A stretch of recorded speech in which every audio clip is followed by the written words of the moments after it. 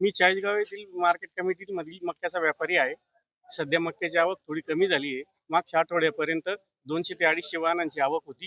तेव्हा भाव पण चांगले होते. आता मक्याच्या भावात घसरण झाल्यामुळे आवक पण घटली. शेतकऱ्यांकडचे माल पण संपत आले. त्याच्यामुळे आणि बाहेरील देशातील माल आयात होतोय आणि भारतात सर्व ठिकाणी मक्याची आवक चालू झाल्यामुळे मक्याचे भाव कमी झालेले. अनेक कंपन्या माल देखील रिजेक्ट करतात आणि त्याचबरोबर माल देखील परत पाठवतात.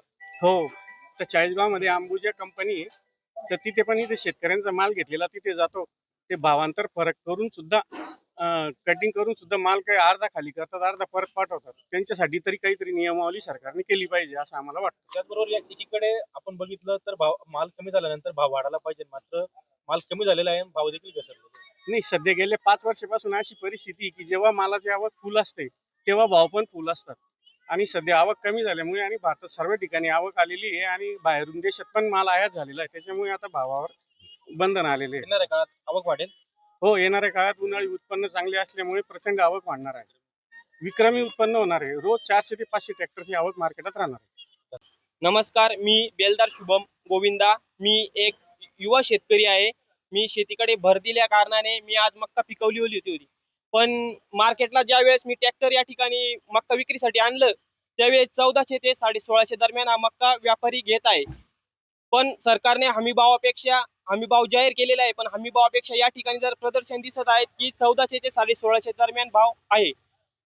शेतकऱ्यांनी आता माल विकण्यासाठी भरपूर प्रमाणात वाहन या ठिकाणी आणलेले आहे, पण शेतकरी आज नाराज कुठेतरी दिसत आहे. कारण की का भाव मिळत नसल्याने शेतकरी आज दुखावलेला आहे.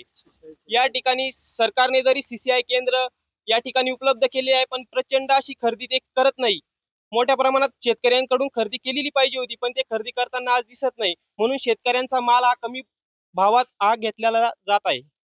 खर्च देखील निघत नाही. शेतकऱ्यांनी लाखो पैसे टाकून शेतकऱ्यांनी आज माल उत्पन्न या ठिकाणी वाढवलेला आहे, पण त्या खर्चाचा ताळमेळ काही शेतकऱ्यांना बसत नाही. या ठिकाणी उत्पन्न जास्ती पण भाव कमी. शेतकरी आज खूप हवालदिल झालेला या ठिकाणी आपल्याला मार्केटमध्ये आवक घटलेली आहे. आवक निश्चितच घटलेली आहे, कारण की शेतकऱ्यांना सरकार प्रतिसाद देत नाही, भाव मिळत नाही. शेतकरी आज नाराज दिसतोय.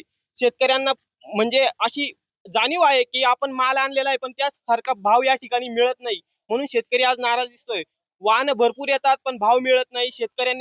शेतकऱ्यांनी भरपूर प्रमाणात या ठिकाणी माल उपलब्ध केलेला आहे, पण सरकारला मी माझी विनंती आहे की त्यांनी शेतकऱ्यांसाठी भाव हा निश्चित करावा, केंद्र उभे करावे आणि आमचा माल हा घेतला जावा एवढी विनंती करतो मी.